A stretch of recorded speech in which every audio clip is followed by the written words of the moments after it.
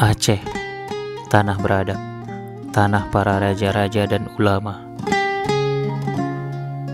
Di setiap nisan tua, tersimpan jejak perjuangan dan doa leluhur kita. Namun kini, warisan itu kian rapuh.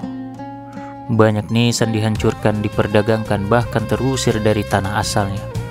Seolah sejarah tak lagi bernilai.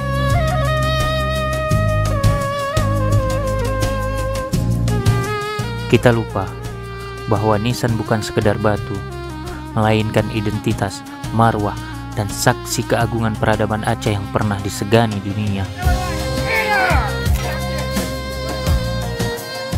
Jika kita biarkan, maka hilanglah akar kita. Hilanglah bukti bahwa Aceh pernah berdiri megah, berilmu, dan berdaulat. Maka wahai saudaraku, mari kita jaga peninggalan ini. Rawat, hormati, dan lindungi.